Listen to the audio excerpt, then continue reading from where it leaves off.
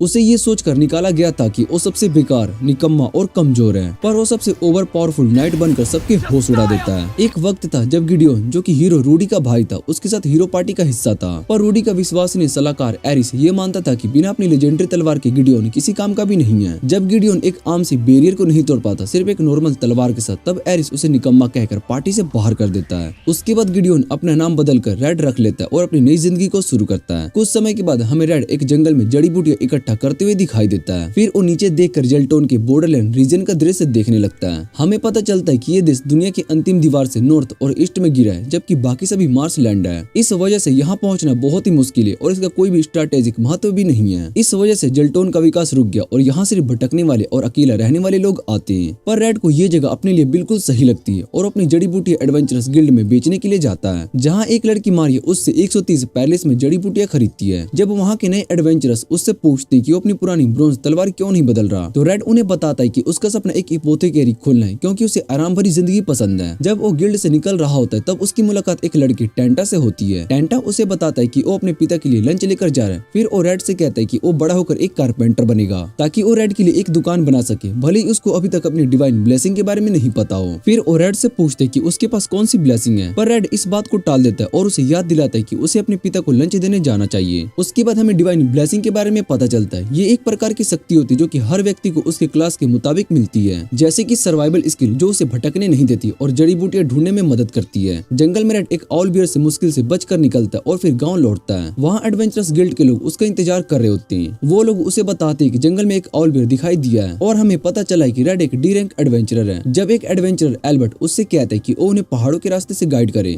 ताकि वो उस ऑल बियर को हरा सके, तब रेड सीधा मना कर देता है। वो कहता है कि उसे रैंकिंग अप में कोई भी दिलचस्पी नहीं है और ये सुनकर एल्बर्ट गुस्से में चला जाता है। जबकि मारिया रेड से कहती है कि वो अपनी जड़ी बूटियां गिल्ड में छोड़ जाए। रेड अपने पैसे गिनने के बाद वो सोचते है कि उसे अपने एपोथेकेरी खोलने के लिए आधा साल और लगेगा। तभी उसके दरवाजे पर दस्तक होती। जब वो दरवाजा खोलता है तो वो देखते है कि उसके सामने टेंटा का चाचा गोन्स खड़ा है। गोन्स परेशान होता है और वो रेड से कहता है कि टेंटा एक गंभीर बीमारी व्हाइट आई से गुजर रहा है। रेड तुरंत टेंटा की जांच करने पहुंचता है और बीमारी की पुष्टि करता है। उसे पता चलता है कि व्हाइट आइस की वजह से सिर्फ 24 घंटे में टेंटा की रोशनी चली जाएगी। उन्हें जल्दी से एक ऐसी दवा चाहिए जो उसे रोक सके। गोन्स घबरा रहा होता है और रेड से मदद मांगता है, साथ ही एक इनाम देने का वादा भी करता है। पर रेड ये जानता है कि जब तक एडवेंचरस पहाड़ों में तब तक वहाँ जाना मना है। अगर उसे पकड़ लिया गया तो उसे गिल्ड से निकाल दिया जाएगा। फिर भी रेड गोन्स से कहता है कि वो एक दोस्त की तरह मदद करेगा, पर इसे गिल्ड से छुपा कर रखना होगा। वो सुरक्षित तरीके से पहाड़ों में निकलता है। एल्बर्ट और उसकी पार्टी से बचने की कोशिश करता है, पर तभी उन्हें पता चलता है कि उन्होंने फायर मैजिक का इस्तेमाल करके ऑल बियर से लड़ने की कोशिश की थी और इस वजह से पहाड़ों में उगती हुई जड़ी बूटियों के जलने का खतरा है। वो बिना वक्त गवाए जड़ी बूटियां इकट्ठा करने के लिए भागता है, पर तभी उसका सामना खुद ऑल बियर से हो जाता है। ऑल बियर को देखते ही रेड समझ जाता है कि वो एल्बर्ट की पार्टी से बचकर भाग गया है। रेड तुरंत उसके हमले से बचता है और अपनी तलवार से एक जोर का वार करता है, फिर तुरंत वहाँ से निकल जाता है। कुछ देर के बाद एल्बर्ट और उसकी पार्टी ऑल बियर का शव ढूंढ लेते हैं। जब वो ध्यान से देखते हैं तो उन्हें उनके सीने पर एक गहरा घाव दिखाई देता है। एल्बर्ट समझ जाता है कि किसी ने इसे बुलेट वेपन से मारा है। उसके बाद रेड जड़ी बूटियों को लेकर गोन्स के पास आता है और उन्हें दवा बनाकर टेंटा को पिलाता है। दवा अपना असर दिखाती है और टेंटा की बीमारी ठीक होने लगती है। सभी रेड का धन्यवाद करते हैं और डॉक्टर भी उससे कहते हैं कि जब भी वो अपनी एपोथेकेरी खोलेगा तो उसकी दुकानदारी जरूर चलेगी, क्योंकि जेल्टोन में इसकी सख्त जरूरत है। जब रेड बाहर निकलता है तो गोन्स उसके पीछे आता है। रेड मुस्कुराता है, उस इनाम के बारे में पूछते जो कि गोन्स ने वादा किया था। कुछ समय के बाद एक एडवेंचरर रिट्स गिल्ड में अपने काम की रिपोर्ट भरने आती है। मारिया उसे बताती है कि रेड ने अपनी एपोथेकेरी खोली और ये सुनकर रिट्स उसमें रुचि रखती है। हमें पता चलता है कि गोन्स ने वो रेड के लिए एपोथेकेरी बनवाई थी और टेंटा की जान बचाने के इनाम में। एपोथेकेरी के ग्रैंड ओपनिंग के दिन रेड कुछ और एडवेंचरस की बातें सुनता है और रूडी की डीमन लॉर्ड की सेना के खिलाफ जीत की चर्चा कर रहे होते हैं। रेड ये सुनता है और सोचता है कि शायद से उसका पार्टी से अलग होना सही फैसला था। तभी गोन्स उससे पूछते क्या अब भी उसके पास कोई बड़ा सपना है। रेड मुस्कुराकर कह देता है कि उसने अपनी जिंदगी का सबसे बड़ा सपना पूरा कर लिया, एक एपोथेकेरी खोलकर शांत और सुखी जिंदगी जीनेगा। एक दिन रेड अपनी दुकान में अकेला बैठकर सोच रहा होता है कि उसके पास ग्राहक क्यों नहीं आ रहे। उसे लगता है कि शायद से बुरे मौसम की वजह से ऐसा हो रहा है। तभी एक जानी पहचानी आवाज उसको सुनाई देती है। रिट्स अंदर आती है और उसे देखकर कहती है कि तुम तो सच में यहाँ पर हो गिडोन। रेड हैरान हो जाता है, पर फिर भी रिट्स उसके साथ चाय पीने बैठती है। हमें पता चलता है कि रिट्स डकी ऑफ लोबेगेरिया की दूसरी राजकुमारी है। रेड सोचता है कि आखिर वो यहाँ जेल्टोन में क्या कर रही है। जब वो उससे पूछते तो रिट्स बताती है कि उसने राजगद्दी और राजनीति छोड़ दी क्योंकि पॉलिटिक्स ने उसके परिवार को तोड़कर रख दिया था। फिर वो रेड से पूछती कि उसने अपना नाम रेड क्यों चुना। रेड हल्का सा मुस्कुराता है और वो कहता है कि उसने ये नाम उसके और रिट्स से प्रेरित होकर रखा है। ये सुनकर रिट्स हल्का सा शर्माती पर इस बात से बहुत ही खुश भी होती है। जब रेड उससे कहता है कि कैसे हीरो की पार्टी से उसे निकाल दिया गया था तो रिट्स को गुस्सा आ जाता है। वो इस बात को अस्वीकार मानते हुए कहती कि रेड ने हमेशा अपना सब कुछ लगा दिया था उस पार्टी के लिए और उनका ऐसा करना बिल्कुल भी सही नहीं था। रिट्स रेड से पूछती कि रूडी और पार्टी के दूसरे सदस्य इसे स्वीकार करने के लिए तैयार थे। रेड हल्का सा मुस्कुराकर कहता है कि ऐसा लगता है कि जैसे उन्हें मेरी कोई भी जरूरत नहीं है क्योंकि वे मेरे बिना युद्ध को जीत रहे हैं। और रिट्स के लिए एक कप चाय बनाकर लाता है और रिट्स एक सिप लेती और मुस्कुराती है। ये चाय और भी बेहतर लग रही है, शायद से इसलिए क्योंकि तुमने इसे बनाई है। एक फ्लैशबैक में दिखाया जाता है कि रिट्स एक बार में पार्टी के साथ बैठी होती है। तभी वो देखती कि एक बूढ़ा आदमी एक हुडेड महिला को परेशान कर रही है। बिना किसी हिचकिचाहट के वो आदमी को जोर से नीचे गिरा देती जिससे कि वो घबराकर भाग जाता है। तभी हमें पता चलता है कि वो महिला कोई और नहीं बल्कि रिट्स थी। वो हीरोज पार्टी की तरफ देखते हुए कहती कि उसे उनकी मदद की जरूरत नहीं है क्योंकि वो लोगेरिया की राजकुमारी है और ये कहकर वहाँ से चली जाती है। रेड रिट्स से कहते कि वो उस दिन अपनी सच्ची भावनाएं नहीं दिखा रही थी, पर रिट्स इसका विरोध करती और वो कहती कि वो ईमानदार हो सकती है। फिर दोनों एक पुरानी याद में खो जाते जब पहाड़ों में वो जानकारी इकट्ठा कर रहे थे। रिट्स बताती कि उसने वहाँ पर एक अनोखे निशान को देखे जो एक कैबिन तक लेकर जा रहे थे।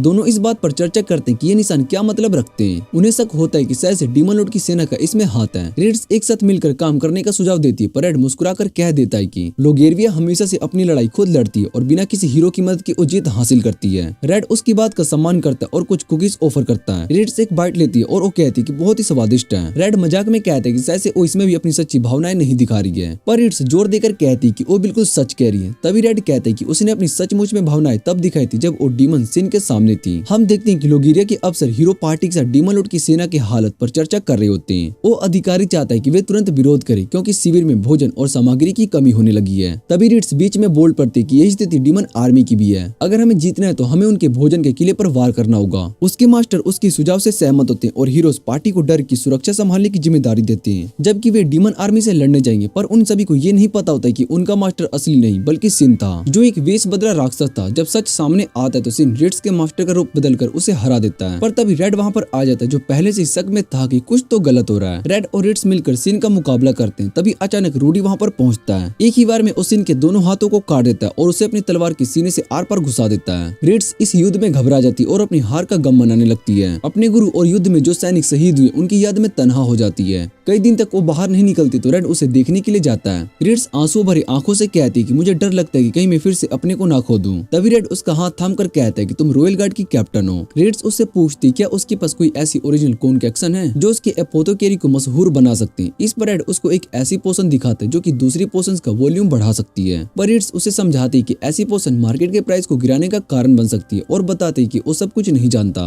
इसके बाद रेड उसको एक पोशन के बारे में बताता है जो कि एक लेस एडिक्टिव पेन किलर है। पर रिट्स उसे बताती है कि इसे बेचने के लिए उसे जेल्टोन काउंसिल की अप्रूवल चाहिए होगी। ये सुनकर रेड समझ जाता है कि रिट्स की नॉलेज उसके बिजनेस के लिए काफी हेल्पफुल हो सकती है, इसलिए वो उससे कहता है कि जब भी उसके पास वक्त हो उसकी शॉप पर आ जाए। लेकिन रिट्स मुस्कुराकर कहती है कि वो कभी अलग नहीं होंगे। दोनों एक साथ डिनर को एंजॉय कर रहे होते और इसी दौरान रिट्स रेड को बताती है कि वो एक बाथटब और एक बेड खरीदने वाली है। फिर वो हंसते हुए कहती है कि वो उसके साथ रहने वाली है और ये सुनकर रेड एकदम शॉक हो जाता है। दूसरी तरफ एरिस असासियन टीस के इंट्रोडक्शन हीरो पार्टी को करवाता है। वो बताता है कि टीस एक टैलेंटेड असासियन है और गिल्डोन की जगह लेने के लिए परफेक्ट रहेगी। रूडी टीस से कहती कि अब से वो उनके साथ काम करेगी और मिशन के बारे में बताएगी। उन्हें एक ऐसे वेपन की तलाश करनी है जो पिछले डीमन लॉर्ड ने छोड़ा था। अगली सुबह रेड और रिट्स एक साथ ब्रेकफास्ट करते हैं और अपने दिन के काम डिस्कस करते हैं। दोनों मेडिसिन के अप्रूवल की प्लानिंग कर रहे होते हैं। रिट्स अपनी सर्विस के लिए एक रीजनेबल सैलरी की सुझाव देती है और रेड बिना किसी झिझक के मान जाता है। फिर वो दोनों एक फर्नीचर स्टोर पर आ जाते हैं जो कि एक गोब्लिन स्ट्रोमेरी का है। स्टोरमी रिट्स से पूछते कि वो रेड के साथ क्या कर रही है तो रिट्स उससे हंसते हुए कहती है कि वो रेड के साथ ही रहने वाली है। ये सुनकर स्टोरमी चौंक जाता है और रेड को बधाई देता है, ये सोचकर कि वो दोनों एक रिलेशनशिप में है। रेड थोड़ा कंफ्यूज हो जाता है और स्टोरमी से पूछता है कि वो रिट्स के साथ इतना अच्छा व्यवहार क्यों कर रहा है। इस पर स्टोरमी मुस्कुराकर कहता है क्योंकि रेड के अलावा रिट्स एक ऐसी कस्टमर है जो हमेशा उसको फुल प्राइस देती है। रिट्स एक बेड खरीदती है और उसे शॉप तक डिलीवर करवाने का कहकर वो दोनों अगले डेस्टिनेशन की तरफ निकल जाते हैं। रास्ते में रिट्स कहते हैं कि स्टोरमी की शॉप में हमेशा अच्छे आइटम्स होते हैं। रेड इस पर हाँ में हाँ मिलाता है और वो बताता है कि ये सब स्टोरमी के क्राफ्टमैन ब्लेसिंग के लेवल अप होने की वजह से है। फिर हमें ब्लेसिंग्स के बारे में बताया जाता है। ये ब्लेसिंग्स ऑलमाइटी डैमेज के द्वारा रैंडमली दी जाती है बिना किसी इंसान के स्टेटस को देखे। और किसी ब्लेसिंग्स को लेवल अप करने का एक ही तरीका एक ऐसे इंसान को मारना जिसके पास कोई भी ब्लेसिंग हो। इस वजह से ये दुनिया एक वायलेशन की जगह बन चुकी है। तभी रेड देखता है कि एक लड़का टेंटा को बुली कर रहा है और वो तुरंत बीच में आ जाता है और लड़ाई रोक देता है। बुली रेड पर पत्थर फेंकता है पर रेड उसे आसानी से रोक देता है। वो उस लड़के से कहता है कि अगर लड़ने का शौक है तो अपनी स्किल मोस्टर से लड़ने के लिए यूज करो। ये सुनकर वो लड़का भाग जाता है। रेड टेंटा की चोटों को देखने लगता है। तभी टेंटा उसको अपने दोस्त एल से दिलवाता है जो खुद भी इंजर्ड होता है। तभी रिट्स वहाँ पर पहुँचती है और टेंटा उसे रेड के साथ देखकर हैरान हो जाता है। रिट्स हंसते हुए बताती है कि वो दोनों अच्छे दोस्त है और अब से वो रेड के साथ रहने लगेगी। ये सुनकर टेंटा और भी ज्यादा सरप्राइज हो जाता है। रेड टेंटा से पूछते कि वो उस बड़े लड़के के साथ क्यों लड़ रहा था, तो टेंटा बताता है कि लड़ाई एडम ने शुरू की थी। एल भी बीच में बोल पड़ता है कि एडम पहले ऐसा नहीं था, पर आज वो काफी ज्यादा गुस्से में रहता है। ये सुनकर रेड सोचता है कि शायद से उसको अभी अभी अपनी ब्लेसिंग मिली है। रेड समझाता है कि ब्लेसिंग्स एक इंसान की पर्सनैलिटी पर असर डालती है।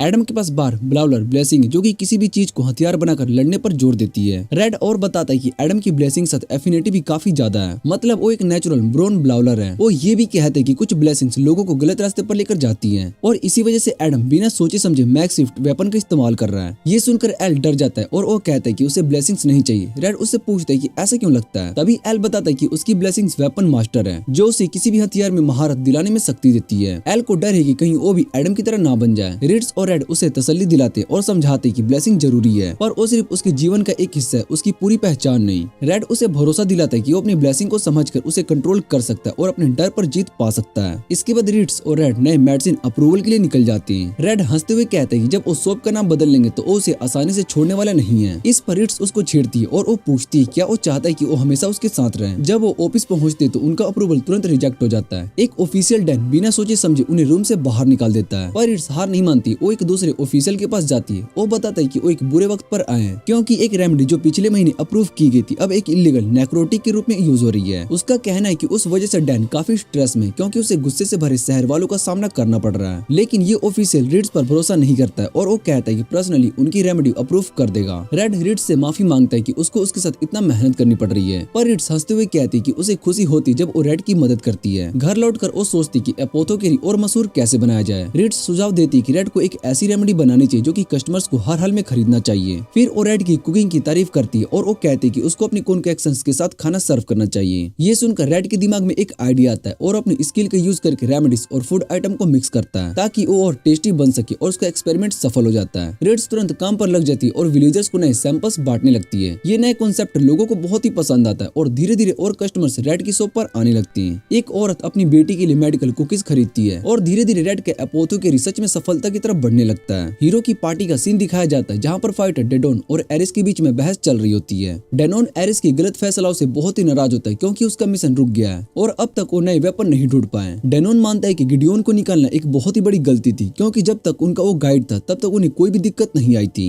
और रूडी से इजाजत मांगता है कि वो उसे ढूंढने जाने दे और रूडी इजाजत दे देती है। डेनोन क्लेरिक थियोडोरा से बात करता है और एरिस पर अपने शक का इजहार करता है। वो बताता है कि उनकी दोस्त यारा भी इसी वजह से पार्टी को छोड़कर जा चुकी है क्योंकि उसे एरिस के फैसले पसंद नहीं थे। डेनोन कहता है कि भले ही उसने गिडियोन की गलतियों पर नासुक होकर उसे क्रिटिसाइज किया हो, पर उसने कभी भी बोझ नहीं समझा। अब उसे ढूंढने के लिए तैयार है। इधर एड सोचता है कि उसने कभी भी ये नहीं सोचा था कि एक दिन वो राजकुमारी के साथ मिलकर एपोथेकेरी चलाएगा। तभी कुछ एडवेंचरस शॉप पर आते हैं और ये देखकर वो हैरान हो जाते कि रिट्स यहाँ पर काम कर रही है। रिट्स उन्हें बताती है कि उसने एडवेंचरिंग छोड़ दी और अब वो रेड के साथ रह रही है। ये सुनकर वो सभी और भी ज्यादा चौंक जाते और उनमें से एक इतनी उदास हो जाती है कि बिना कुछ बोले शॉप से बाहर चली जाती है और उसके साथ ही उसके पीछे पीछे चले जाते हैं। रिट्स हंसते हुए कहती है कि उसका मन मीट पीने के लिए हो रहा है और वो लाने के लिए चली जाती है। तभी एल्बर्ट शॉप पर आता है और रेड से पूछते हैं क्या उसने आउल बियर को मारा था। रेड मना कर देता है पर एल्बर्ट बताता है कि उस आउल बियर के जख्म ब्लंट वेपन से दिए गए थे जो कि रेड के ब्रोंज स्वॉर्ड के लक्षण से मिलती है। रेड फिर भी डिनाई कर देता है जिस पर एल्बर्ट नाराज हो जाता है और उस पर तलवार टान देता है। वो कहता है कि वो असल में उसे अपनी पार्टी में शामिल करने का सोच रहा था, पर तभी रिट्स उस पर अपने स्वॉर्ड से अटैक कर देती है। वो गुस्से में कहती है कि अगर एल्बर्ट ने रेड को छुआ भी तो वो उसे जान से मार देगी। रेड उसे शांत करता है और पूरा मामला समझाता है। फिर रिट्स एल्बर्ट से कहती है कि वो तुरंत वहाँ से चले जाए। एल्बर्ट के चले जाने के बाद रिट्स रेड से कहती है कि उसे मार देना चाहिए था, पर रेड समझाता है कि एल्बर्ट को मारना बेकार हुआ क्योंकि वो जेलोटन का मात्र एक बी रैंक का एडवेंचरर है। रिट्स ये सुनकर सोच में पड़ जाती है और वो सोचती है कि रेड ने अपना बचाव क्यों नहीं किया।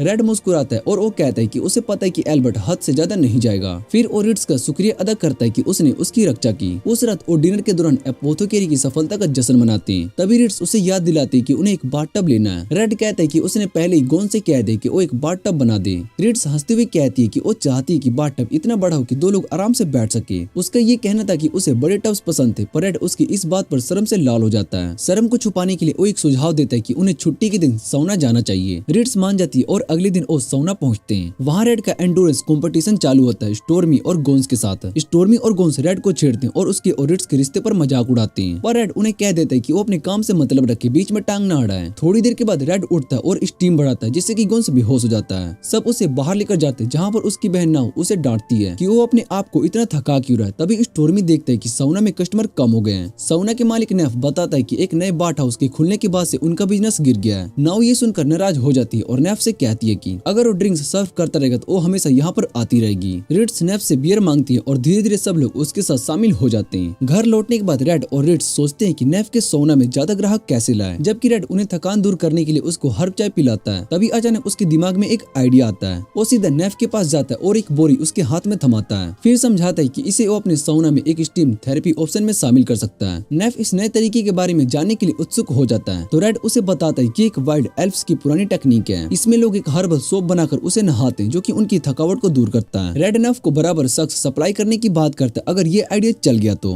नेफ उनकी मदद करने के लिए आभारी होता है और वो तय करता है कि वो अपना सौना बंद नहीं करेगा। इसके बदले में वो उन्हें बिना किसी पैसे के सौना में आने की सुविधा देगा। तभी नियो और रिट्स भी अंदर आ जाती है और रेड उससे बचकर निकलने की कोशिश करता है, पर रिट्स उन्हें रोकती और जबरदस्ती उनके साथ बैठने के लिए कहती है। बैठते वक्त नियो रिट्स से कहती है कि उसने गांव के किसी भी दूसरे आदमी के मुकाबले रेड को चुनकर सही फैसला किया। वो दोनों बातचीत करते कि रेड कितना मददगार और हुनरदार है। ये सब सुनकर रेड इतना शर्मा जाता है कि वो बेहोश हो जाता है। धीरे धीरे नेफ का सोना वापिस लोगों के बीच में मशहूर हो जाता है। जब सब लोग वापिस लौट रहे होते हैं तो रिट्स रेड से कहती है कि उसने कभी ये नहीं सोचा था कि जेल्टोन में जीवन इतना सुकून भरा होगा। फिर वो बताती है कि उसने मीड इसलिए पीना चाहा था क्योंकि लोगीरिया की परंपरा में एक नया विवाहित जोड़ा जो होता है वो शादी के बाद 1 महीने तक काम से आराम लेता है और साथ में बैठकर मीट पीता है। इधर से रूडी की पार्टी पर शिफ्ट होता है जहाँ पर एरिस गुस्से में है क्योंकि 2 लोग पार्टी को छोड़कर जा चुके हैं। टाइस बताती है कि उसने कैंप को सेटअप कर दिया है और फिर वो थियोडोरा के पास बैठती और थियोडोरा उससे पूछती क्या वो इस पार्टी में निराश है। टाइस कहती कि उसके पास शिकायत करने की कोई वजह नहीं है। थियोडोरा सोचती है कि जब तक गिडियोन पार्टी में था तब तक उसके बीच में लड़ाई नहीं होती थी। वो हैरान होती है कि गिडियोन ने पार्टी क्यों छोड़ दी। वो चाहती है कि वो वापिस आ जाए। इधर रेड की शॉप पर एक एडवेंचर गिल्ड की अधिकारी जिसका नाम जेलांटिन होता है वो वहाँ पर आता है और रिड से बात करने की मांग करता है। रेड कहता है कि वो तब बात कर सकेगा जब शॉप खुल जाएगी, पर जेलांटिन इस बात को टालता है और वो कहता है कि वो रिड्स को बहुत ही अच्छी तरीके से जानता है इसलिए उसे पूछना चाहिए। जेलांटिन बाहर इंतजार करने के लिए तैयार हो जाता है और जब रेड अंदर जाकर रिड्स से कहने लगता है तब रिड्स कह देती है कि ऑफिशियल्स को थोड़ा और इंतजार करने देना चाहिए। रिड्स बाहर जाकर उससे मिलती है और तभी एक थीविस गिल्ड का सदस्य चुपके से अंदर घुस जाता है और रेड के सामने एक अनमोल इविन सिक्का रख देता है। वो कहता है कि अगर रेड रिड्स को जाने दे तो ये सिक्का उसका हो सकता है, पर रेड बिना झिझक मना कर देता है और वो मुस्कुराकर कहता है कि रिड्स की कोई भी कीमत नहीं लगाई जा सकती है। अगर तुम मुझे 1000 एल्वन सिक्के भी दोगे तो भी मैं उसे नहीं छोड़ूंगा।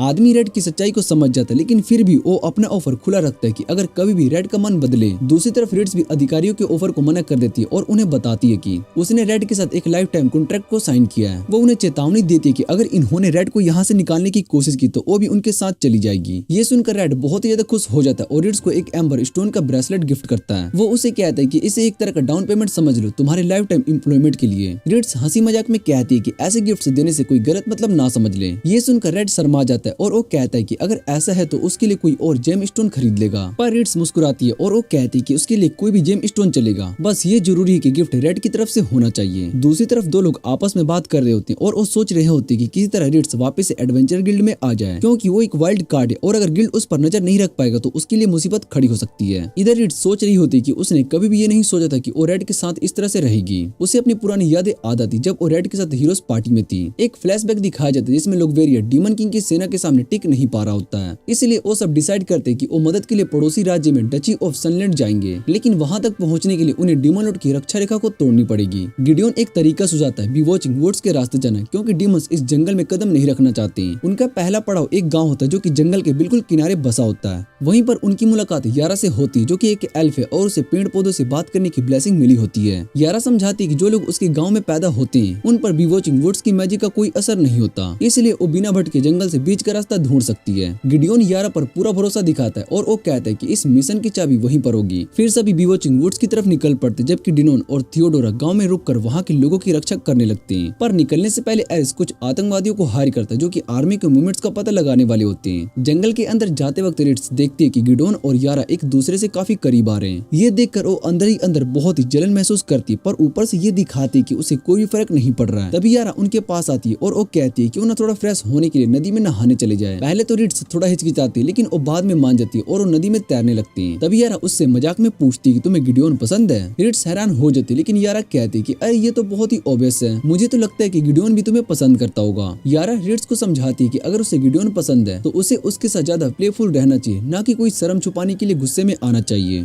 रिट्स हंसी में यारा से पूछती है कि अगर तुम्हें इतना सब पता है तो क्या तुम गिडियोन के लिए कुछ फील करती हो। यारा हल्की सी सांस लेती है और सिर्फ कहती है कि नहीं, मैं इंसानों से प्यार नहीं करती, क्योंकि उनकी जिंदगी हमारी तुलना में बहुत ही छोटी होती है। और रिट्स को बताती है कि उसके लिए गिडियोन एक गहरा दोस्त है और वो ये चाहती है कि गिडियोन अपनी खुद की जिंदगी जिए बिना किसी बोझ के, क्योंकि अब तक वो सिर्फ अपनी पार्टी के लिए लड़ता रहा। यारा रिट्स से कहती है कि वो और गिडियोन एक दूसरे के लिए बिल्कुल सही साथी हो सकते हैं, तुम दोनों एक दूसरे का सहारा बन सकते हो। वो कहती है। रिट्स मान लेती है कि गिडियोन ज्यादा बोझ उठाता है, लेकिन यारा उसका ध्यान हटा देती है और कहती है कि ये जरूरी नहीं है कि सब कुछ बराबर हो, कभी कभी बस साथ होने से ही बात बन जाती है। फिर सब अपनी यात्रा को जारी रखते हैं, लेकिन रास्ते में उनका सामना एक डीमन लॉर्ड की सेना स्काउट से हो जाती है। उन्हें पता चलता है कि एरिस ने जो आतंकवादी हायर किए थे उन्हीं ने इनके बारे में दुश्मनों को बता दिया है। गिडियोन तुरंत एक योजना बना लेता है कि मैं और यारा इन्हें अपनी तरफ खींच लेंगे, जबकि रिट्स और एटी इनका रेखा तोड़कर आगे बढ़ेंगे। ये योजना काम करती है और सब मिलकर दुश्मन के स्काउट्स को हरा देते हैं। रूडी अपनी तलवार से एक एक को खत्म कर देती है। जंग खत्म होने के बाद जब गिडियोन वापस पार्टी से मिलता है तो रूडी उसे जोर से गले लगा लेती है और वो कहती है कि मुझे माफ करना, मैंने तुम्हारे लिए बहुत ही खतरा डाल दिया। बाद में सब पड़ोसी राज्य से मदद लेकर वापस लौटते हैं तो रिट्स डिसाइड करती है कि वो हीरोज पार्टी में वापस नहीं जाएगी, मैं लोग गिरिया में रहूंगी और इसे दोबारा से बनाने में मदद करूंगी। वो सोचती है वो नहीं चाहती कि रूडी और गिडियोन के बीच में कोई रुकावट आए। रिट्स आज भी थैंकफुल महसूस करती है कि उसकी जिंदगी दोबारा से रेड के साथ जुड़ी है। उसे ये नया जीवन और ये सादगी भरी जिंदगी बहुत ही पसंद आती है। जब वो एक डिलीवरी देने के लिए जा रही होती है तब एक एडवेंचरर उससे मिलता है। वो धमकी भरे अंदाज में कहते हैं कि मैं राजा को बता दूंगा कि तुम एक आदमी के साथ रह रही हो, लेकिन रिट्स उसकी धमकियों से जरा भी नहीं घबराती। वो बस मुस्कुराकर कह देती कि मुझे इस जिंदगी से कोई शिकायत नहीं है, ये तो पहले से कई बेहतर है। ये कहकर वो अपनी डिलीवरी पूरी करने के लिए वापस चली जाती है। दूसरी तरफ रूडी अपने टेंट में जाग रही होती है और उसके दिमाग में सिर्फ एक ही बात चल रही होती है। उस दिन जब उसने सुना था कि जब उसका भाई पार्टी को छोड़कर चला गया। फ्लैशबैक में हमें दिखाया जाता है कि एरिस ने उससे झूठ बोला है, गिडियोन ने खुद ही पार्टी छोड़ दिया, मैं तो उसे रोक रहा था। रूडी तुरंत महसूस कर लेती कि वो एक झूठ है और गुस्से में आकर वो बिना सोचे समझे एरिस पर हमला कर देती है। पर अगली पल उसे अपनी गलती का एहसास होता है और तुरंत उसे हील करती है, लेकिन उसके अंदर एक कमी सी महसूस होती है, जैसा उसके जीवन का हिस्सा चला गया हो। जब से गिडियोन पार्टी से चला गया तब से रूडी रोज डॉक्टर न्यूमैन के पास जाती है दवाइयों की डिलीवरी करने, लेकिन एक दिन उन्हें बाहर शोर शराबा सुनाई देता है। जब वो देखने के लिए जाते तो एक आदमी बेहोश पड़ा होता है। उसकी हालत को देखकर रेड कहता है कि इसका हार्ट रेट बहुत ही बढ़ गया, उसे तुरंत एक एंटीडोट देना होगा। डॉक्टर न्यूमैन हैरान होकर पूछते हैं कि तुम्हें ये कैसे पता। रेड हल्का सा मुस्कुराकर कहता है कि मैंने अपनी फर्स्ट एड स्किल को मैक्स कर रखी है, इसका मतलब मुझे बीमारी की वजह पता ना भी हो फिर भी मैं सिम्टम्स को कम कर सकता हूँ। जैसे ही एंटीडोट दिया जाता है वो आदमी होश में आ जाता है और डॉक्टर न्यूमैन समझाता है कि ये सब रिसेंटली प्रूव्ड एक नए ड्रग की ओवरडोज की वजह से हुआ है और रेड को चेतावनी देता है कि अगर ये दवाइयों का गलत इस्तेमाल चल रहा है तो ऐसे केस और भी बढ़ सकते हैं। और रेड से गुजारिश करता है कि वो अपनी दुकान में जरूरी दवाइयों का स्टॉक बना के रखे। शाम को जब रेड घर लेट आता है तो रिट्स उससे डांटने लगती है, तुम इतनी देर तक कहाँ थे। लेकिन जैसे ही रेड उसके लिए खाना बनाता है और उसे सारी हाल बताता है तो रिट्स का गुस्सा पिघल जाता है। ठीक है माफ किया, लेकिन अगली बार मत करना, रिट्स कहती है और खुश होकर अपना खाना खाने लगती है।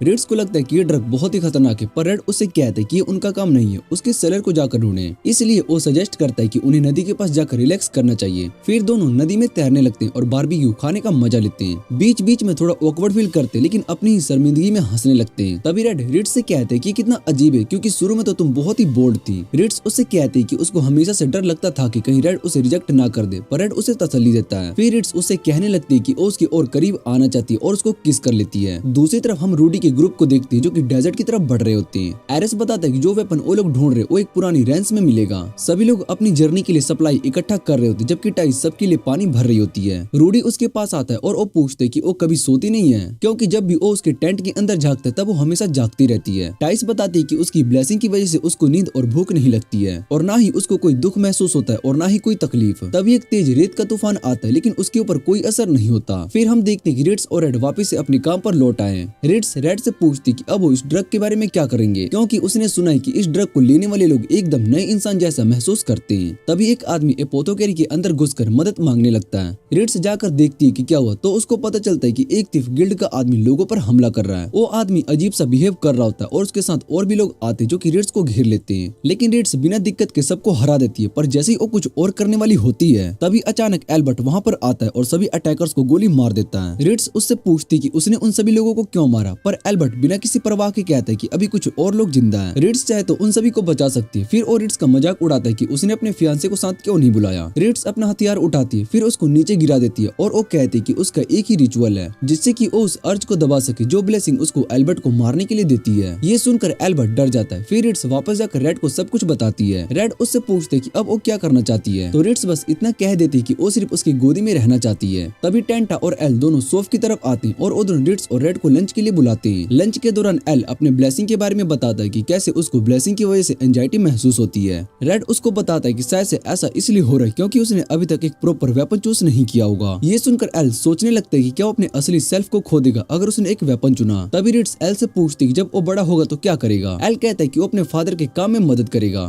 तो रेड सजेस्ट करता है कि अगर वो छुरी चलाने में एक्सपर्ट बन जाए तो वो रोप्स को काट कर कार्गो अपलोड करने में मदद कर सकता है। पर फिर वो एल को समझाता है कि उसे वेपन ध्यान से चुनना चाहिए। बच्चे उनका शुक्रिया अदा करके घर लौट जाते और तभी एक औरत जिसका नाम रेहा होता है शॉप पर आती है और एल्बर्ट के ग्रुप की तरफ से माफी मांगती है। रिट्स उससे तसल्ली देती है, लेकिन ये सोचने लगती है कि एल्बर्ट आखिर क्या कर रहा है। रेहा बताती कि एल्बर्ट अपने ग्रुप का एक्स्ट्रा गिल्ड क्विस्ट को डाल रहा है ताकि सुस्त मौसम गर्मियों के महीने का सामान भर सके। वो समझाती कि एल्बर्ट दूसरे के इमोशन को नहीं समझता क्योंकि उसकी चैंपियन ब्लेसिंग उसको महान काम करने के लिए मजबूर करती है, पर क्योंकि उसने अपनी ताकत को पूरी तरीके से नहीं समझा इसलिए वो जेल्टोन में अटक गई जिसे वो पसंद नहीं करता। रेड उसको यकीन दिलाता है कि एल्बर्ट जेल्टोन नहीं छोड़ेगा क्योंकि वो यहाँ का चैंपियन बनने की कोशिश कर रहा है। रेहा को ये सुनकर सुकून मिलता है। दूसरी तरफ हम डेनोन को एक बार में देखते हैं जो गुस्से और निराश में शराब पी रहा होता है। तभी एक आदमी उसके पास आता है और गिडियोन को ढूंढने में उसकी मदद करने की बात करता है। बाहर तूफान और तेज हवाएं चल रही होती है और इधर रिट्स और रेड शहद और दूध का मजा ले रहे होते हैं। रेड बताता है कि पहले वो ये रूडी के लिए बनाता था और अपनी पुरानी यादों में खो जाता है। हम एक छोटे रेड को देखते हैं जो कि दूसरे बच्चों को अपनी माँ से पीटते हुए देखता है। तभी बिजली कड़कती है और सारे बच्चे डर जाते हैं। फिर रेड जाकर रूडी का हाथ पकड़ने को कहता है, बोलता है कि उसे भी बिजली से डर लगता है और जब रूडी उसका हाथ पकड़ती है तो रेड मुस्कुराता है और वो कहता है कि उसे डर नहीं लग रहा था, वो बस बिना किसी वजह की उसका हाथ पकड़ना चाहता था। रूडी उससे कहती है कि वो उसे पसंद करती है और रेड भी यही कहता है और वो बताता है कि आज उसका दिन बन गया। तभी रूडी पूछती है क्या वो हमेशा उसके साथ रहेगा, पर रेड बताता है कि वो नाइट बनने जा रहा है ताकि वो उसके साथ एडवेंचर कर सके। फिर वो वादा करता है कि छुट्टियों में वो उससे मिलने जरूर आएगा। जब पूछता है कि वो क्या चाहती है तो रूडी कहती है कि उसे शहद और गर्म दूध बहुत पसंद है। तभी दरवाजे पर दस्तक होती है और रेड जाकर देखता है तो डॉक्टर न्यूमैन एक बेहोश आउल को उठाए खड़ा है। डॉक्टर बताता है कि आउल के जख्मों में पत्थर के छोटे छोटे टुकड़े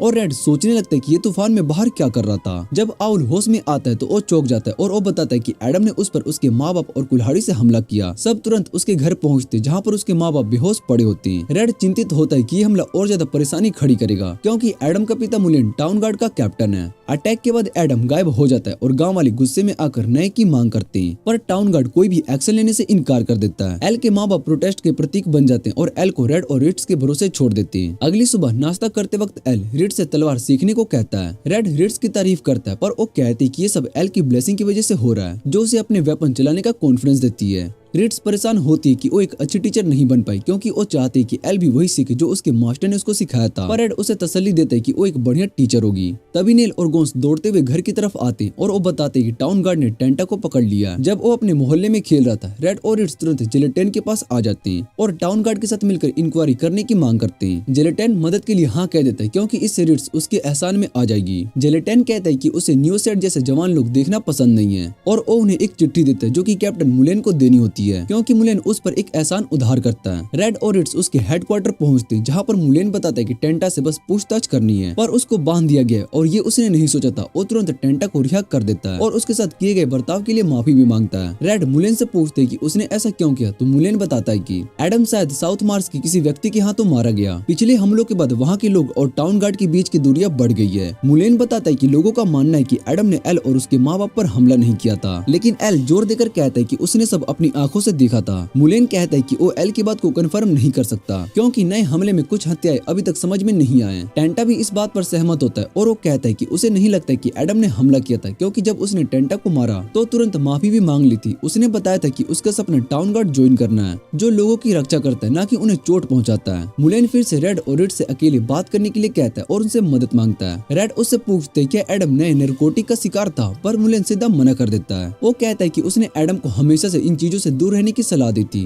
रेड कहता है कि इस हमले और नए ड्रग में काफी समानताएं हैं, लेकिन मुलेन कहता है कि इसे प्रूव करने का कोई तरीका नहीं है क्योंकि किसी के पास भी अप्रेसल स्किल नहीं है। वो बताता है कि हो सकता है कि ये ड्रग नए लोगों को नए ब्लेसिंग दे रही हो। दूसरी तरफ हम देखते हैं कि एल अपोथोकेरी में अकेला होता है, तभी एक अजनबी आदमी उसके पास आता है। रेड घर लौटता है जबकि रिड्स वहाँ पर रुक जाती है जिलेटिन का काम संभालने के लिए। रेड एल को ट्रेनिंग देने का फैसला करता है और दोनों कुछ देर तक तलवारबाजी की प्रैक्टिस करते हैं। जब दोनों थक जाते हैं तो एल रेड से पूछते हैं कि अगर वो इतना अच्छा फाइटर है तो सिर्फ एक डी रैंक एडवेंचरर ही क्यों है। रेड मुस्कुराता है और वो कहता है कि किसी चीज में अच्छा होने का मतलब ये नहीं है कि उसी फील्ड में ऊपर बढ़ना जरूरी है। उसके लिए सबसे जरूरी बात यह है कि एल अपनी ब्लेसिंग को अपनाए और एक महान व्यक्ति बनने का इरादे से आगे बढ़े। एल रेड को बताता है कि उसके पास एक तलवार है जो कि बिग हॉक्स थीविस गिल्ड के मुखिया से जुड़ी हुई है। उसने सोचा था कि अगर उसके पास वो तलवार होगी तो शायद से वो भी रिड्स की तरह एक चैंपियन बन सकेगा, पर उसे नहीं पता है कि ये विचार उसके अपने या फिर ब्लेसिंग के। रेड उसे थियोडोरा की सलाह देता है कि वो अपनी तलवार से बात करे और देखने के लिए कि क्या उसके शत्रुओं को काटने के लिए कहती है या लोगों की रक्षा करने के लिए। एल इस सलाह को ध्यान से सुनता है। दूसरी तरफ रिड्स एक ऐसे आदमी का पीछा कर रही होती है जो कि नए ड्रग्स बेचने का शख्स है, पर जैसे ही वो उसे पकड़ने वाली होती है वो एक जोरदार धमाके के साथ उड़ जाता है। तभी कुछ और लोग उसके पीछे पड़ जाते हैं, लेकिन हुडेड आदमी रिड्स की मदद करता है। जब वो अपना चेहरा दिखाता है तो पता चलता है कि वो डियोनोन है। रिड्स उससे पूछती कि वो यहाँ पर क्या कर रहा है, तो डियोनोन कहता है कि गिडियोन को ढूंढने के लिए आया था, पर जब उसने देखा कि गिडियोन को एक नया घर मिला तो उसने उससे दूर रहने का फैसला कर लिया।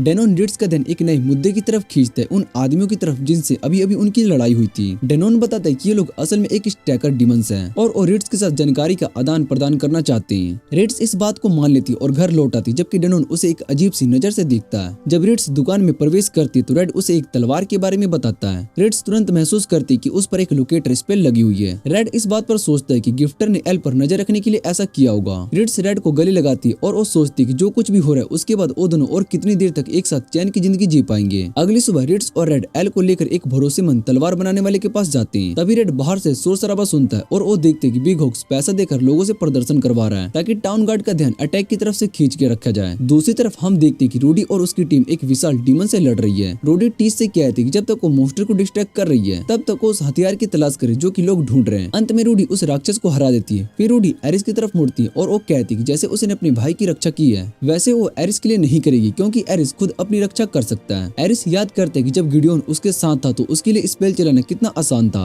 लेकिन वो इस विचार को झटक देता है और उसकी जगह ये सोचता है कि शायद से अब सब कुछ मुश्किल लग रहा है क्योंकि टीम के दूसरे सदस्य छोड़कर चले गए। टाइस वापस आती है और जो उसने ढूंढा वो बताती है कि पिछले डीमन लॉर्ड के पास एक एयरशिप थी। सब तुरंत उस एयरशिप पर चढ़ जाते हैं और टाइस पूछती क्या वो रूडी कहीं जाना चाहती है। रूडी कहती है कि हाँ, पर अभी उसका ध्यान हीरो होने की जिम्मेदारियों को निभाने पर है। जल्टोन में रिड्स और रेड अपने नए डबल बेड पर सो जाते हैं, लेकिन एल की वजह से ज्यादा करीब आने से बचते हैं। अगली सुबह रिड्स एल की तलवार को लेकर बाहर जाती है ताकि बिग हॉक्स के लोगों को उस पर लोकेटर स्पेल के माध्यम से अपनी तरफ खींच सके, पर जैसे ही वो उनसे लड़ने लगती है उसे एहसास होता है कि ये लोग एक्स डीमन है। इसके बीच एक आदमी जो कि एल को तलवार देने वाला था एपोथोकेरी पहुंचता है और उस बिग हॉक्स के पास ले जाता है। बिग हॉक्स एल के सामने अपना परिचय देता है और वो बताता है कि उसने किस तरह से एक व्यक्ति जो कि उसके रास्ते से हटाकर अपनी ताकत बढ़ाई, जैसे कौंसिल के सामने बेकार हो गई हो, लेकिन उसकी भूख अभी भी खत्म नहीं हुई, उसे और शक्ति चाहिए। यही वजह है कि उसने एक नई ड्रग बनाई जो कि अब जल्टोन में फैल रही है। वो बताता है कि उस ड्रग का नाम डेविल्स ब्लेसिंग है जो कि 50 एक्स डीमन के दिल से बनी है। उसके शब्द एल को हिला कर रख देते हैं। बिग हॉक्स बताता है कि एक इंसान सिर्फ एक ही ब्लेसिंग लेकर पैदा होता है जो उसकी किस्मत तय करती है, लेकिन अगर वो ब्लेसिंग उसे पसंद ना करे तो उसकी जिंदगी दुखों से भर जाती है। पर डेविल्स ब्लेसिंग इस समस्या का हल है, ये एक नया जीवन देने की शक्ति रखती है। बिग हॉक्स एल का इस्तेमाल करके लोगों को भरोसा दिलाना चाहता है ताकि वो उनका नया नेता बन सके। तभी वो एक जाने पहचाने चेहरे को अंदर बुलाता है जो कि एडम होता है। एडम आगे बढ़ता है और अपना नाम लेता है कि उसने ये ड्रग ली थी ताकि वो और शक्तिशाली बन सके। एक भीड़ बाहर इकट्ठा होती है जहाँ पर बिग हॉक्स एल के साथ बाहर आता है और जल्टोन में आउटसाइडर के साथ होने वाले अन्यायों के बारे में बात करता है। वो एल के घर पर हुए हमले का जिक्र करता है और लोगों को बहकाने के लिए कहता है कि एडम को इसलिए सजा नहीं मिली क्योंकि वो कैप्टन का बेटा है। फिर वो एडम को सबके सामने लाता है और एल से कहता है कि वो उसे बदला ले और वही चिंगारी बने जो एक नए जल्टोन की नींव डालेगी। लेकिन जैसे ही एल को एहसास होता है कि उसे एडम को मारना होगा वो हिचकिचाने लगता है। बिग हॉक्स उसे बहकाने की कोशिश करता है ये कहकर कि हाँ, एडम को उसने ही डेविल्स ब्लेसिंग दी थी, लेकिन उसके बाद भी उसने अपने माँ बाप को मारने की कोशिश की। इसके अलावा क्योंकि एडम के पास 2 ब्लेसिंग्स है, अगर एल उसको मार दे तो और भी ज्यादा शक्तिशाली बन जाएगा। एल धीरे से तलवार उठाता है पर एडम को मारने की वजह उस रस्सी को काट देता है और उसे आजाद कर देता है। वो कहता है कि उसकी तलवार चाहती है कि वो रक्षा करे, ना कि खून बहाए। ये देखकर बिग हॉक्स निराश हो जाती हैं। वो एडम के सामने एक कुल्हाड़ी रख देता है क्योंकि डेविस ब्लेसिंग के प्रभाव से उसकी हत्या करने की इच्छा जागृत होती है जब भी वो एक्स देखता है। लेकिन जैसे ही एडम उस कुल्हाड़ी को उठाने के लिए जा रहा होता है, एक हुडेड आदमी आकर उसे निराशा कर देता है। जब वो अपना चेहरा दिखाता है तो पता चलता है कि वो रेड है। रेड एल और एडम को लेकर एक सुरक्षित जगह पर लेकर जाता है और एडम को एक औषधि देता है जो कि ब्लेसिंग की इच्छाओं को दबा देती है। तभी एक आदमी जिसे बैन के नाम से जाना जाता है उनसे मिलता है और बच्चों को एक नए सुरक्षित स्थान पर ले जाता है जहां वो अपनी योजना पर काम कर सके। इसके बाद रेड बिग हॉक्स के लोगों का सामना करता है। एल्बर्ट उस पर हमला करता है लेकिन रेड आसानी से उसके वार को टाल देता है। तभी एल्बर्ट को एहसास होता है कि रेड हमेशा से अपनी असली शक्ति को छुपाता आया था।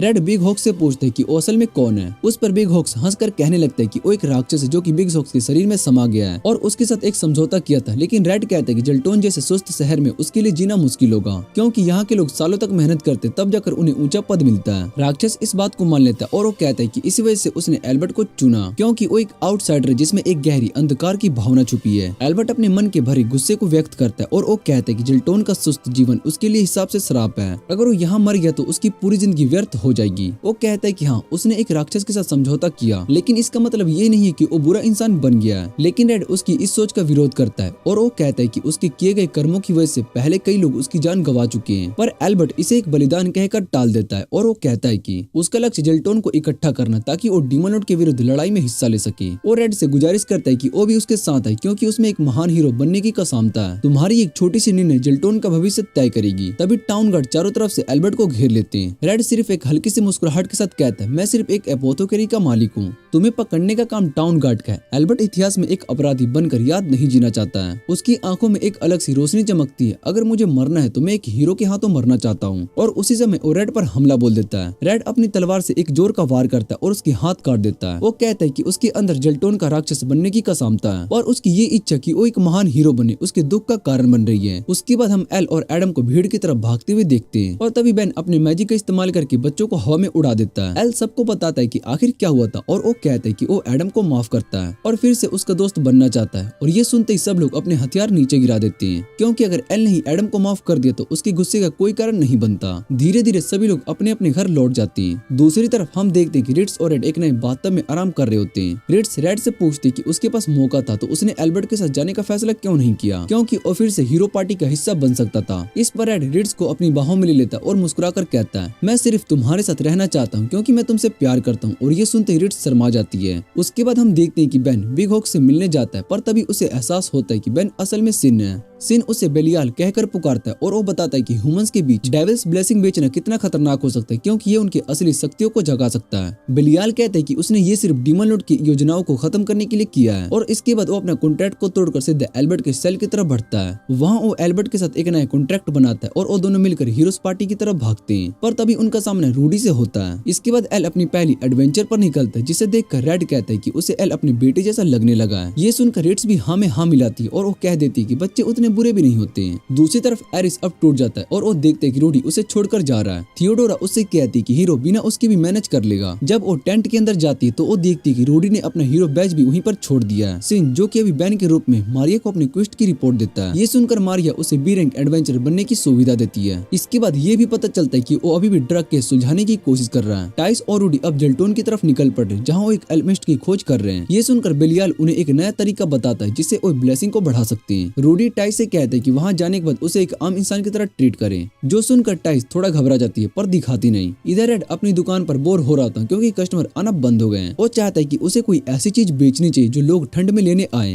रेड्स उसे बताती है कि लोगेरिया में लोग हाथ को गर्म रखने के लिए हैंड वार्मर्स का यूज करते थे। ये सुनकर रेड के दिमाग में एक नया आइडिया आता है और अपनी फॉर्मूला से एक नया हैंड वार्मर बनाता है। फिर वो शहर में उसका सैंपल बांटना शुरू करता है और वो तुरंत हिट हो जाता है। पर जब वो घर लौट रहा होता है तब उसे याद आता है कि उसने अपने लिए एक हैंड वार्मर नहीं रखा। वापस जाते वक्त उसका सामने रिट्स से होता है और उसका मजाक उड़ाती है और मुस्कुराकर अपना हैंड वार्मर उसके साथ शेयर करती है। जैसे ही बर्फ गिरनी शुरू होती दोनों एक ही बेंच पर बैठ जाती हैं। रिट्स पूछती है कि तुम बर्फ देखने की वजह मुझे क्यों नहीं देख रहे हो। इस पर रेड मुस्कुराकर कहता है कि क्योंकि ये पहली बार है जब मैं तुम्हें बर्फ में देख रहा हूँ। रूडी और टाइस में नए कपड़ों में बदलकर शहर के लोगों के बीच घुलने की कोशिश करते हैं। वो तय करते हैं कि अब से वो एक दूसरे को उनके असली नाम से बुलाएंगे।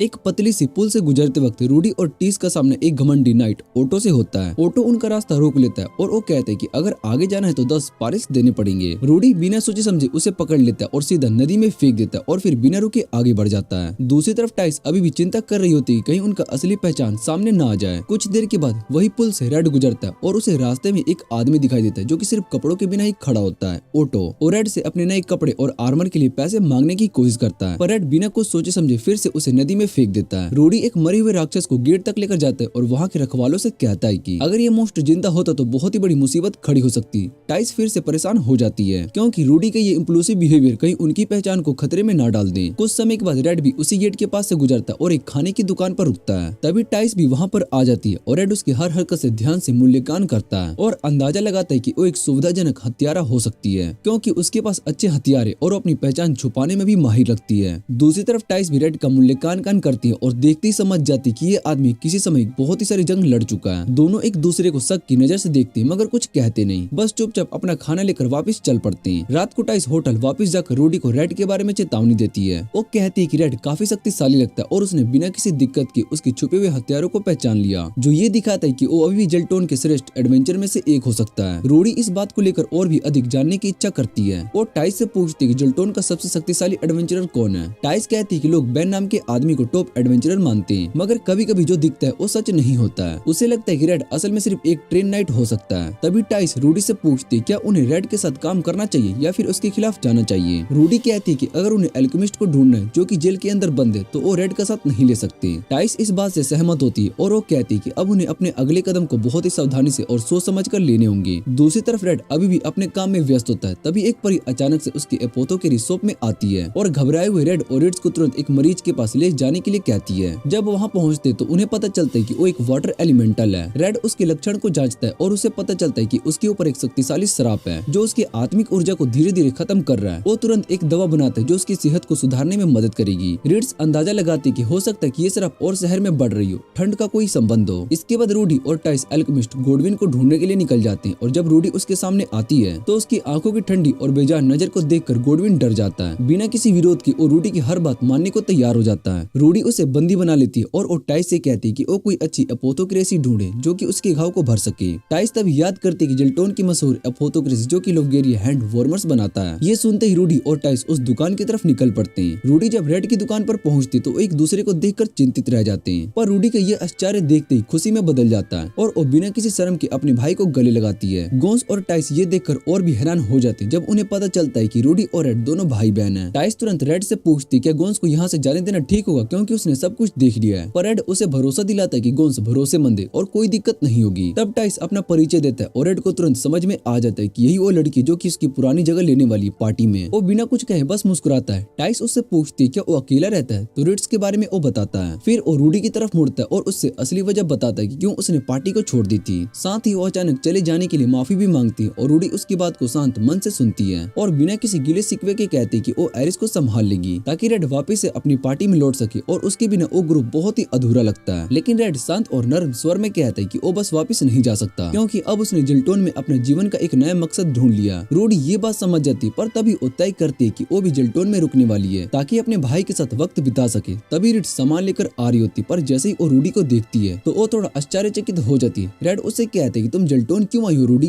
रूडी बिना किसी झिझक के कहते कि वो उसको ढूंढने के लिए आई थी क्योंकि एल के साथ वो डीमन किंग को नहीं हरा सकते। ये सुनकर रिड्स रेड से पूछती कि अब उसका अगला कदम क्या होगा। रेड उसे भरोसा दिलाता है कि वो कहीं नहीं जा सकता और उसी के साथ दुकान संभालने वाला है, पर रिड्स फिर भी थोड़ी परेशान होती है और वो पूछती क्या ये ठीक होगा कि वो रूडी को ऐसे छोड़ दे। रूडी तभी चुपचाप उठती और वापस होटल की तरफ चल पड़ती है। जाने से पहले रेड उसे प्यार भरी नजरों से देखता है और वो कहता है कि वो हमेशा उसके साथ रहेगा। मगर जैसे ही रूडी रास्ते में होती उसके अंदर एक तेज झटका महसूस होता है। उसका श्राप जाग उठता है। उसे याद आता है कि उसने रेड के साथ वक्त बिताते हुए अपनी भावनाओं को दबाने की कोशिश नहीं की, इसलिए वो तुरंत अपनी दवाई निकालती है और उसका एक डोज ले लेती ताकि अपनी ब्लेसिंग को और कमजोर बना सके। रिड्स तब भी रेड से उसके फैसले पर सवाल उठाती है। वो उससे कहती है कि रूडी सच में उसकी जरूरतों को महसूस करती है। रेड उससे शांत होकर कहता है कि वो इस बारे में जरूर सोचेगा और किसी दिन रूडी से इस बारे में बात करेगा। इस बीच टाइस गोडविन की हालत देखने जाती है। जैसे वो पूछती है, गोडविन घबराए हुए स्वर में बोलता है कि अगर उन्होंने जल्दी से शहर को नहीं छोड़ा तो उसकी मौत तय है। टाइस ये बात तुरंत रूडी को जाकर बताती, मगर रूडी बिना किसी घबराहट के साथ कहती कि वो यहाँ एक हफ्ते के लिए रुकने वाली है ताकि एल्विन खंडर को ढूंढ सके और उसके बाद वो यहाँ से चली जाएगी। तभी रूडी उसकी तरफ देखती है, पर टाइस अचानक डर महसूस करती है। वो घबराहट में अपना हथियार निकाल लेती है। रूडी तुरंत रुक जाती है और माफी मांगती है और कहने लगती है कि उसका डराने का कोई इरादा नहीं था। टाइस ये सुनकर समझ जाती है कि उसने कुछ ज्यादा ही रिएक्ट कर दिया था।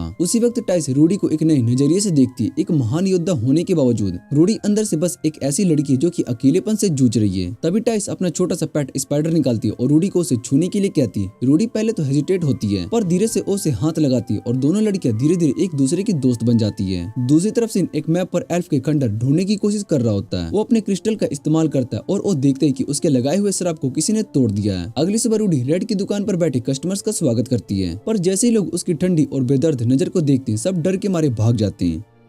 रेड और उसकी टीम जर्नी के लिए डार्क से रेंट करने निकल जाती है। पोर्ट पर रेड की मुलाकात डेनोन से होती है, जहां पर दोनों चाय के साथ पुरानी बातें को याद करते हैं। दूसरी तरफ थियोडोरा और एल्बर्ट का ग्रुप पोर्ट के आसपास जानकारी इकट्ठा कर रहा होता है, जबकि एरिस अपने काम में लगा होता है। जब उन्हें रेड और डेनोन एक साथ दिखते हैं तो वो चुपके से उनका पीछा करने लगते हैं। डेनोन रेड को बताता है कि उसके बिना पार्टी को काफी मुश्किल हो रही है, इसलिए वो उसको ढूंढने के लिए आया है। मगर रेड एक बार फिर अपनी इच्छा को साफ कर देता है कि वो जेल्टोन में ही रहना चाहता है। डेनोन थोड़ा सोचता है और कहता है कि वो भी थोड़ी देर यहाँ पर रुकेगा ताकि देख सके कि रेड कैसे है। उसके बाद वो अपना फैसला लेगा। रेड उसे बताता है कि रूडी भी यहाँ पर है और उसके हालचाल के बारे में बताता है। ये सुनकर डेनोन हैरान रह जाता है और वो पूरी तरीके से तय कर लेता है कि वो भी रेड के साथ रहकर रूडी की मदद करेगा। दोनों एक साथ एक दूसरी जगह पर जाकर अपनी योजना बताते हैं और डेनोन रेड को बताता है कि उसका हाथ कैसे कटा। दूसरी तरफ एक डेमन एरिस से मिलता है और उसको बता देता है कि गिडियोन कहाँ पर है। एरिस ये सुनकर गुस्से से धधक उठता है कि रेड एक राजकुमारी के साथ शांति से जी रहा है। वो तुरंत रेड की दुकान का पता लगाता है और वहाँ जाकर गुस्से में सब कुछ तोड़फोड़ कर देता है, जबकि नकली डेनोन एरिस से कहते हैं कि वो अपना वक्त बर्बाद कर रहा है। असली डेनोन रेड को बताते हैं कि सिन अब भी जिंदा है, क्योंकि उसने उस पर हमला किया था और एक प्राणी ने उसका हाथ काट दिया था। तभी वो लोग आसमान में एक ड्रैक को देखते हैं जो कि एरिस को उन पहाड़ों की तरफ लेकर जा रहा होता है जहाँ पर रूडी गई होती है। ये देखकर रेड और डेनोन भी उस ड्रैक का पीछा करने लगते हैं। सबसे पहले रेड रिट्स से मिलता है और उसे डेनोन की बातें बताता है। रिट्स माफी मांगती है कि उसने पहले नहीं बताया कि उसकी मुलाकात डेनोन से हो चुकी है, मगर रेड समझ जाता है कि जिस डेनोन से रिट्स मिली थी वो असल में सिन था। दोनों तय करते हैं कि अब इस सब का अंतिम समाधान निकालना पड़ेगा ताकि वो शांति से जी सके। रेड तुरंत रेंज की तरफ बढ़ता है और रास्ते में बिना किसी दिक्कत के निकलता है। आखिरकार वो एक कमरे में पहुंचता है जहां पर गिडियोन छुपा होता है। रेड उससे कहता है कि वो तुरंत रूडी को बुलाए, मगर गोडविन इनकार कर देता है क्योंकि वो रूडी से काफी डरा होता है। तभी रेड उसका हाथ मोड़ देता है जिससे कि गोडविन दर्द से चीख उठता है और तुरंत रूडी वहां पर आ जाती है। रेड उससे कहता है कि वो एक ऐसी दवा बना रहा था जो कि उसकी ब्लेसिंग को दबा सके, पर रूडी उसकी बात नहीं समझ पाती। उसका कहना था कि रेड का सपना एक ही नाइट बनने का था जो दुनिया को बचाए।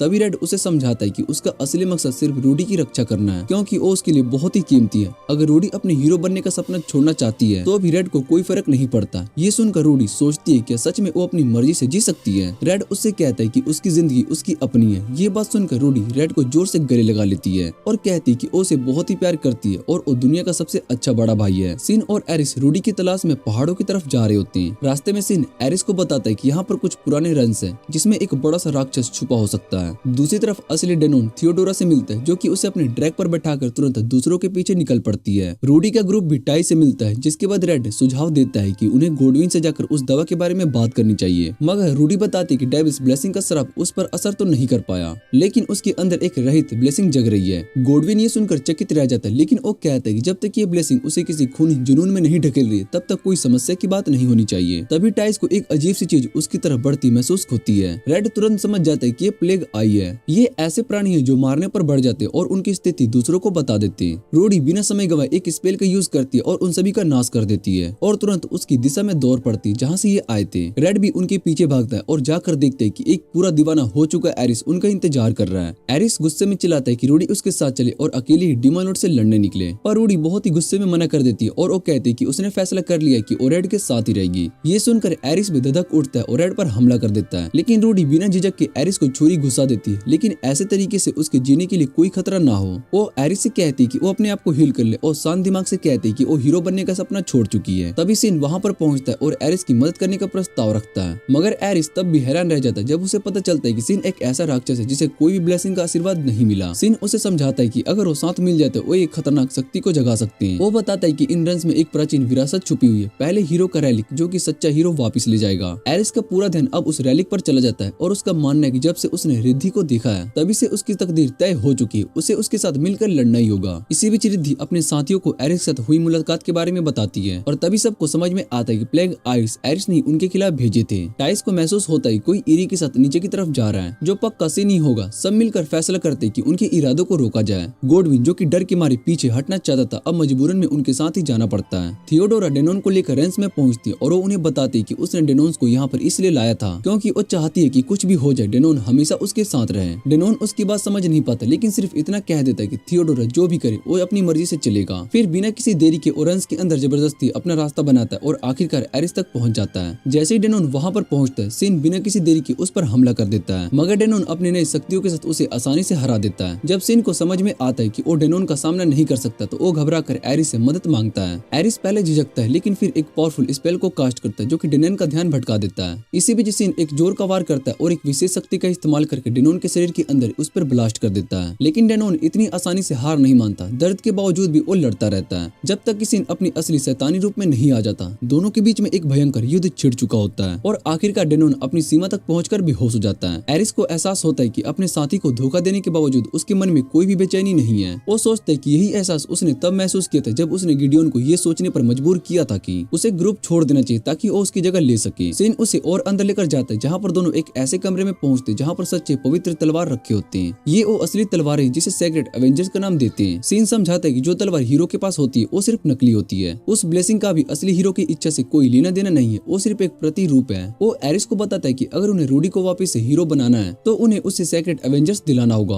और उसका एकमात्र सहारा जो उसके मन में आम जिंदगी जीने का इच्छा जगाता है उसका भाई रेड उसे का भी अंत करना होगा। रूडी का ग्रुप रेंस के अंदर रास्ता ढूंढ रहा होता है। रास्ते में रूडी रेड को उसकी पसंदीदा तलवार सौंप देती है। जैसे ही वे आगे बढ़ते हैं वो लोग एक कमरे में पहुंचते हैं जहाँ पर उनका सामना सिन से होता है जो रॉयल गार्ड के कैप्टन के रूप में छुपा होता है। जब वे उस पर हमला करते हैं तभी एरिस भयंकर आग का जाल बन जाता है जिससे कि उन्हें पीछे हटना पड़ता है मगर रूडी उन्हें बचाती है और एरिस से कहती है कि अगर वो अब भी हार मान ले तो वो उन्हें माफ कर देगी। एरिस अब भी अपनी जिद पर अड़ा होता है। दोनों एक दूसरे पर अपनी सबसे ताकतवर अटैक्स चला देते हैं जो पूरे कमरे को हिला कर रख देती है। इसी बीच एल्बर्ट और थियोडोरा घायल डेनोन को ढूंढ लेते हैं। वे तुरंत उससे एक शक्तिशाली दावा करते हैं जो उनके घाव भरने लगती है और उसकी जान बचा लेती है। दूसरी तरफ रूडी और एरिस की लड़ाई और भी भयंकर हो चुकी होती है। एरिस हर हाल में चाहता है कि रूडी सेक्रेट एवेंजर को हर हाल में छुए मगर रूडी एक तेज आंधी बनाती है जो कि सभी के हथियारों को तोड़ देती है। तभी थियोडोरा आगे आती है और रिट्स को एक राक्षस के पास जंजीरों से जकड़ लेती है। फिर वो खुद रूडी से लड़ने लगती है। वो कहती है कि दुनिया की भलाई के लिए रूडी को बलिदान देना होगा मगर रूडी जोर से चिल्लाता है और वो कहता है कि अब वो हीरो बनने की इच्छा नहीं रखती। थियोडोरा कहता है कि हजारों लोग मर जाएंगे अगर रूडी अपनी जिम्मेदारी नहीं समझेगी। वो ये भी कहता है कि गिडियोन जरूर शक्तिशाली मगर वो सिर्फ रूडी का सहारा है, असली जिम्मेदारी तो उसी की। तभी रिट्स बंधाव से छूट जाती है और थियोडोरा से पूछती है कि तुम्हें कैसे लगा कि किसी के जीवन का पूरा भार सिर्फ एक हीरो के कंधों पर डाल देना सही है। थियोडोरा उसे याद दिलाती है कि उसका गांव एक हीरो ने बचाया था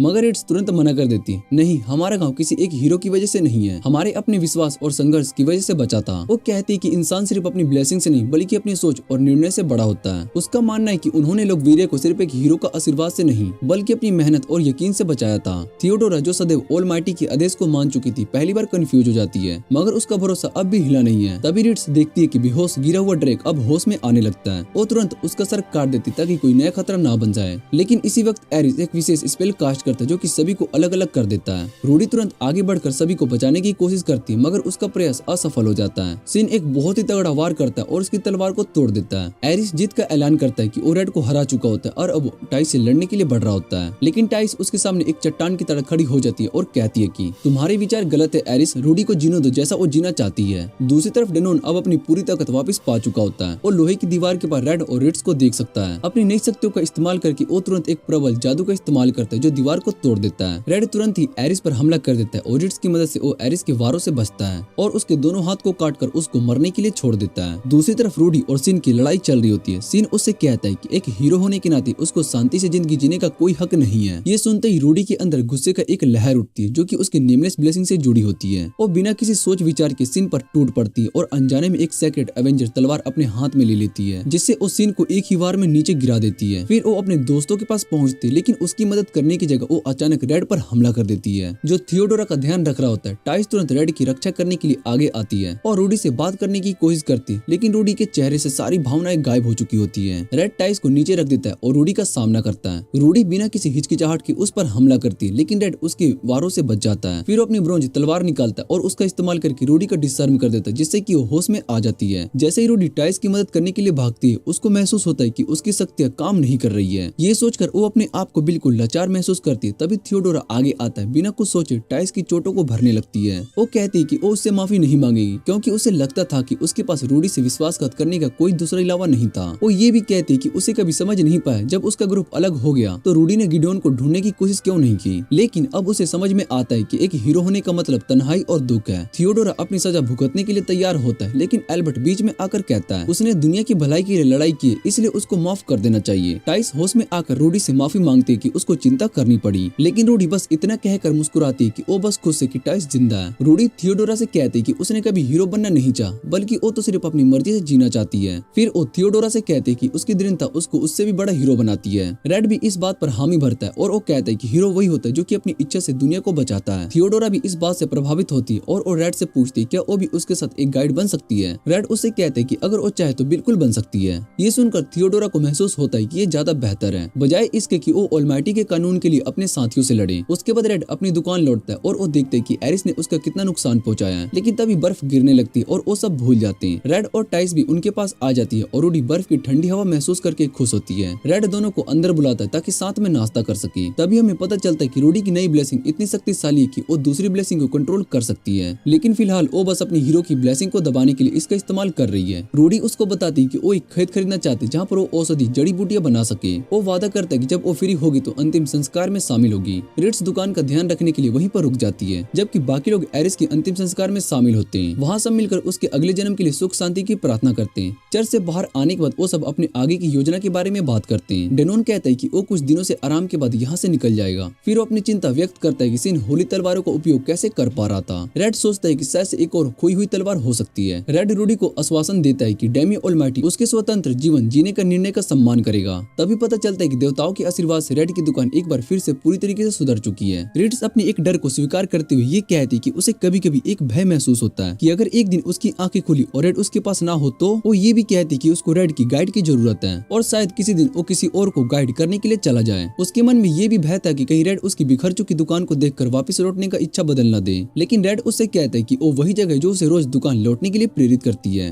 रेड उसे स्वीकार करता है कि जब उनकी पहली बार जेल्टोन में मुलाकात हुई थी तो उसके शब्दों ने उसे खुशी दी थी, क्योंकि उसने कभी भी एक बेहतरीन व्यक्ति होने की उम्मीद नहीं है, बल्कि जैसा भी था उसके साथ रहने का निर्णय लिया। उस रात दोनों एक दूसरे से बहुत ही गहरी और इमोशनल बात करते हैं। रेड अपने सपनों के बारे में बताता है और वो कहता है कि वो पूरा जीवन उसके साथ बिताना चाहता है। वो आगे चलकर सुखद जीवन और बच्चों की कल्पना करता है। फिर वो रीड से पूछते हैं कि उसका पसंदीदा रत्ना कौन सा है, तो वो मुस्कुरा कर कहती कि जब भी रेड उसके लिए पसंद करे वही उसका पसंदीदा है। तो वो मुस्कुरा कर कहती कि जब भी रेड उसके लिए कुछ पसंद करे वही पसंदीदा है। अगली सुबह रेड और रूडी शहर के सैर पर निकलते हैं। रेड अपनी बहन को वहाँ के व्यापारियों से मिलवाता है और उसके लिए एक तोहफा खरीदता है। रेड हर पल का आनंद लेती है और रेड से कहती कि उसके साथ वक्त बिताकर और नए मित्र बनाकर उसको कितनी खुशी मिल रही है। और रेड से गुजारिश करती कि वो हमेशा उसके साथ रहे। रेड उसे प्यार से देखता है और वो कहते हैं कि जब तक वो चाहेगी तब तक वो उसके साथ रहेगा। फिर दोनों एक हरी घास पर लेट जाते हैं और रूडी मधुर नींद में सो जाती है। वापस एपोथोकेरी में मेगेरिया दौड़ती है और दुकान में आती है और घबराहट भरी आवाज में रूडी से मदद मांगती है। वो बताती है कि एक गांव पर ओग्रेस ने हमला कर दिया और वहाँ के कई एडवेंचरस को बंदी बना लिया है। रूडी तुरंत मदद करने के लिए तैयार हो जाती है। टाइस ये देखकर कहती कि रूडी अब भी एक हीरो है, लेकिन अब वो अपनी मर्जी से लड़ती है। रिट्स मुस्कुरा कर कहते कि जब वो लौटेगी तो जो भी उसे पसंद हो वो उसके लिए बना देगा। रूडी बिना सोचे बोल पड़ती कि उसे बस गर्म दूध और शहद चाहिए। दूसरी तरफ गोडविन और यारा जेल्टोन के बारे में बात कर रहे होते हैं। गोडविन कहते हैं कि ये शहर देखने में भले ही शांत और मामूली लगे, लेकिन यहाँ धीरे और सुकून भरी जिंदगी जीने का एक अलग ही सुख है। तभी यारा उठ खड़ी होती है और उसकी आंखों में एक नई इरादे की चमक होती है। वो ठंड लेती है कि एक बार वो फिर गिडियोन और रिट्स से मिलने निकलेगी।